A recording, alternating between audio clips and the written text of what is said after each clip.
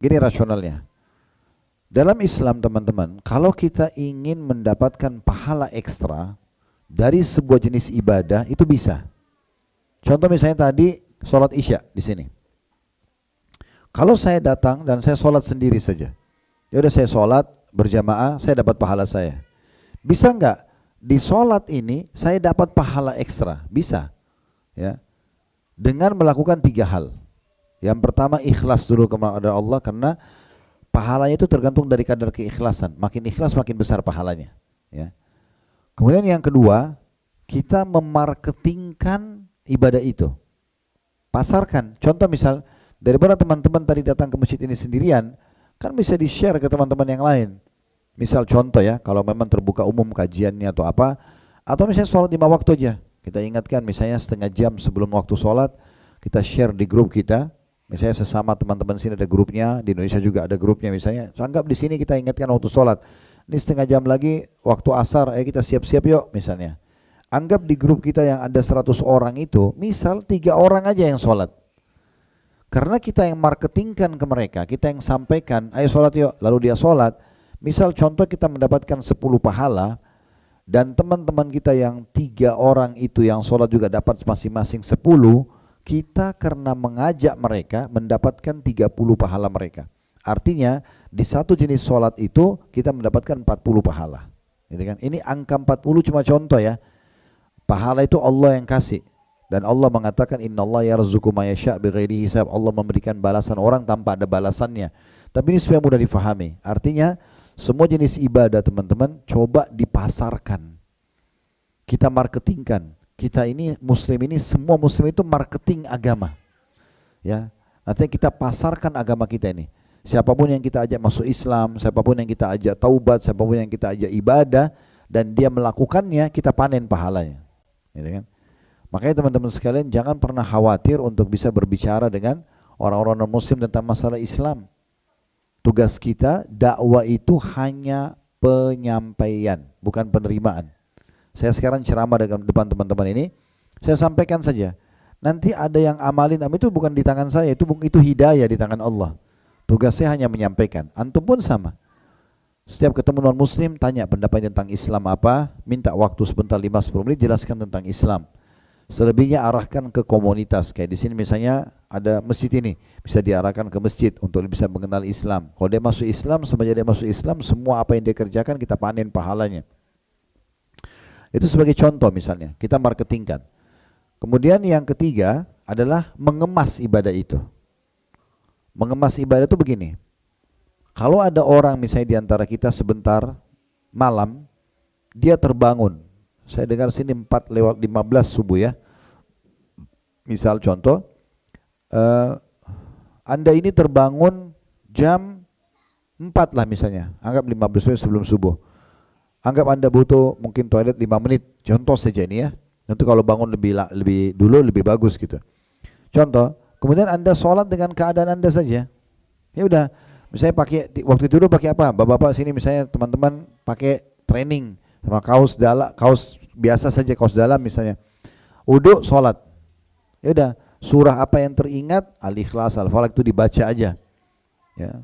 Ada sejadah, pakai. Enggak ada sejadah ya sudah kita sholat karena kita anggap lantainya suci. Oke?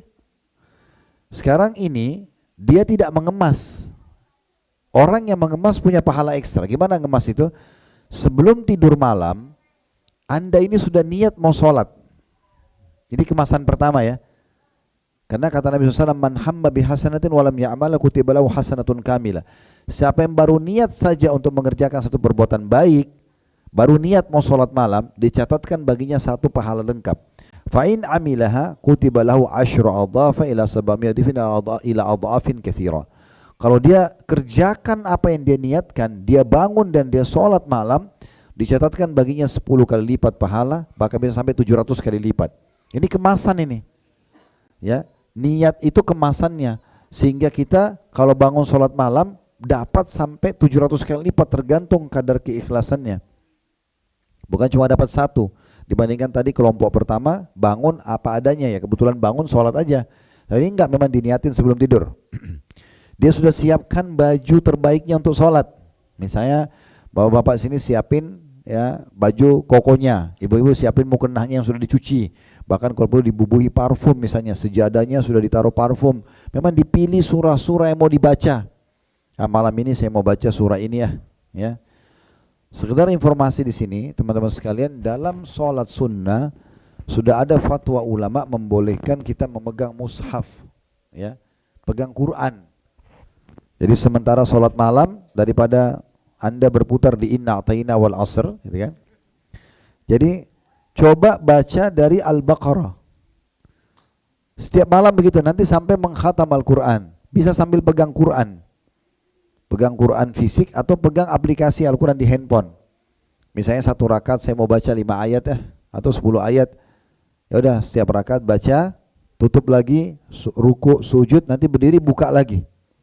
Dalam surah sunnah dibolehkan, tidak masalah, itu sudah menjadi fatwa umumnya ulama, sehingga kita bisa selalu membaca banyak ayat-ayat Al-Quran. Nah ini semua kemasannya.